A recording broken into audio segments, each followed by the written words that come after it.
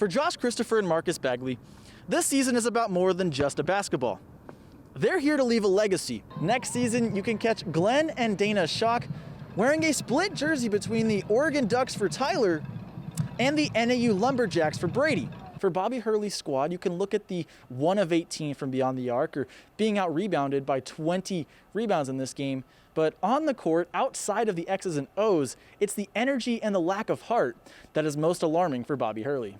Christopher and Bagley combine great shooting ability with solid footwork, effort on defense, electric athleticism, and energy that jumps off the screen.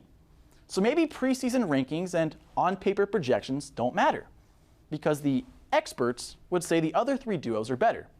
Christopher and Bagley don't care what others say. They just put in the work and know the results will come. So we will take a quick walkthrough through the rest of the schedule. Their only Pac-12 North opponent is their home opener against the Cal Golden Bears on November 14th. Then they travel to a place they haven't been able to win a game since 2014. That's Colorado. Then they get their final 2 home games of the year, one against the Utah Utes, the reigning Pac-12 South champions, the other, their home finale against the UCLA Bruins. Then the game of the year, as always, here at ASU in Tempe. It's going to be in Tucson this year, the Territorial Cup, prime time, ESPN, Friday night. Doesn't get better than that. Should be a fun matchup to watch. Herm Edwards has been crushing it the last couple years, building up that football program. But not a lot of people nationally are talking about Bobby Hurley and the ASU men's basketball team. The big headliners, of course, are Josh Christopher and Marcus Bagley. Christopher being the #1 recruit in ASU men's basketball history. This side of James Harden, also going to wear James Harden's jersey number. There's the comparisons that you can draw there as well. Marcus Bagley is brother Marvin's in the NBA. Marcus could possibly be someone more highly touted down the line than him currently. Projected to be a second-round prospect, but has a chance to play himself into the first round this year. And so ASU men's basketball team and Bobby Hurley are doing a great job with just the overall star power landscape in their recruiting, and that's why I give them the nod over football at this point. Bobby Hurley's squad will put their number 18 ranking to the test when they face off against number 2 Baylor. Now let's take a look at some possibilities for the Sun Devils. The best case scenario is a win over the Bears, followed by an upset victory of Boston College over number 3 Villanova. That's the easiest journey, but the more likely path would lead them to play the Wildcats. This is a tall order for ASU, but the rewards would be astronomical if the team from Tempe came out on top. They would not only be champions of the Empire Classic, but they would potentially launch themselves into the top 10 conversation heading into week 2 of the collegiate hoop season. But what if ASU loses to number 2 Baylor? Let's go ahead and refresh the graphic. Well, they would then have the opportunity to play for 3rd place.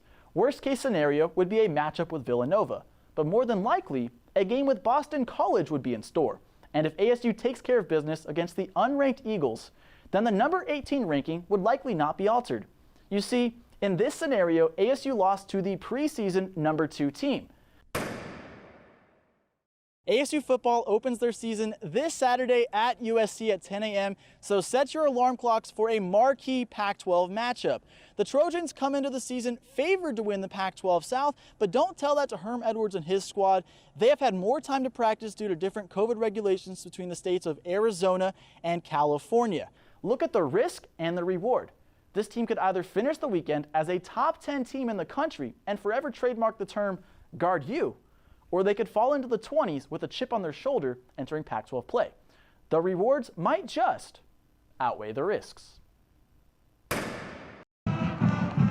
We all make tough decisions every day, like what to eat for breakfast or where to go for a walk.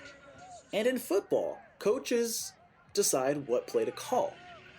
For the Shucks, when Friday Night Lights become Saturday playoffs, they have to make a tough decision between watching their son Tyler play quarterback for the Oregon Ducks or watching their son Brady play wide receiver for the Hamilton Huskies. We're just doing what we can. You know, the COVID situation is kind of an answer. You're not able to travel. Now we're able to watch Oregon play in person. So, you know, we're all in on Hamilton, supporting our youngest son Brady, who's a senior here at Hamilton. We're in pursuit of a championship, so that's our main focus when we have conflicts.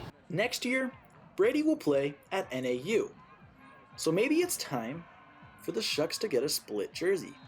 I support both boys, and we might have to divide and conquer next year. You know, We'll see how it goes. We'll see how it goes. Definitely. Fortunately, we're both in the western United States, so it should be manageable. Next season, you can catch Glenn and Dana Schock wearing a split jersey between the Oregon Ducks for Tyler and the NAU Lumberjacks for Brady. But for now, they can keep all of their Hamilton Husky gear as they get set to watch an Open Division Championship matchup against Chandler High School next Saturday.